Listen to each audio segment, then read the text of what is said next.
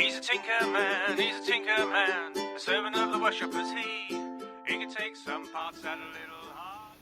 Hello, I'm Tinker, and welcome to Tinker's Tales, where we're going to be celebrating with a very special episode about me and Nanowrimo. For those of you not familiar with Nanowrimo, it is National Novel Writing Month, and my good idiot over here and millions of people worldwide wrote novels in November. That is the month for writing novels, in an attempt to write 50,000 words each. My good idiot didn't quite make it, but he put in a good attempt, along with many other people. Some succeeded, some didn't. But in celebration of his attempt, I'm going to read an extract of his book, of his attempted novel. And this is Tinker's Tales. Yes, Tinker's Tales, Tales of the Bards, Party of 5, Part 1. Flirk le Flirk de la Flirkenflirk was unusual. For a goblin, he was unusual. He had disowned his family, escaped Labyrinth, travelled Constance, and found himself in Trade Town.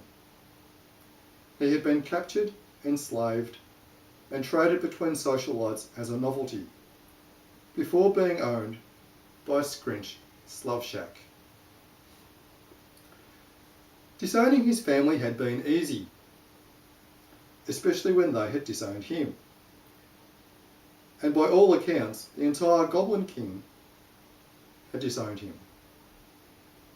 From the king down to the traders at Sanity Fair.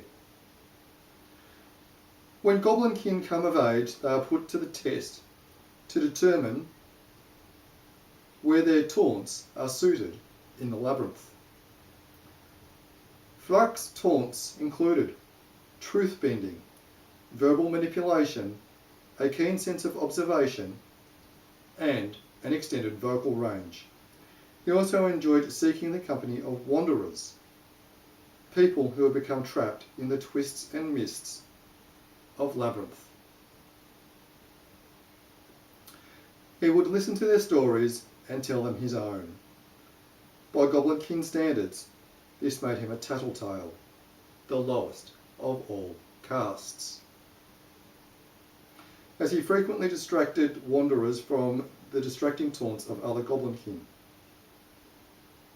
There was no purpose in changing the marks created by a wanderer at the speed of sound when they were hearing Fluck's rendition of an epic limerick, and this could last for days. Scrinch had first encountered Fluck at an afternoon high tea in the height of summer. Scrinch had only attended on the premise of seeking a housemaid. He wasn't invited out often, and accepted invitations even less. He had been described as having the personality of a dead possum, with a dull odour and its tongue hanging out. Scrinch would have been equally insulting when it came to people with personalities, but he couldn't find words to describe them. He fancied himself as a writer, and failed on all attempts to so much as write a limerick. At first he dismissed Fluck with less interest than he had in being served a cold boiled egg. They met again at the New Year ball, where Fluck had been chained to a post and was telling a tale. For the price of a silver coin, he was adding his patrons into the story.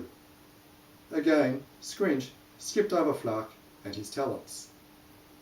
A few weeks later, Scrinch was invited by Lady Harrington to attend a night of fun and games,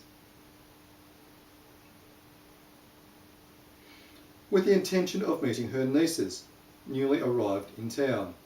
Typically, Scrinch would have avoided an invitation from a Bovidae, but the Harringtons were famed for their hospitality. With a free meal in mind, Scrinch reluctantly accepted the invitation and then attended the function. "Have you met the goblin?" asked one of the nieces, clumsily making polite conversation with Scrinch. Scrinch did not answer. It was presented to me by one of the southern suitors. At first I was aghast of such an ugly and offensive creature, and then at the ugly and offensive nature of it being caged. An intelligent creature should not be caged, so I collared it. I don't have a need for it, but he tells such fanciful tales. It's a shame I can't record them. It's like having a personal bard at my disposal. And so that was an extract of my idiot's book, Tinker's Tales, Tales of the Bards, Party of Five, Part 1. All I can say is, I'm Tinker. Write and be proud.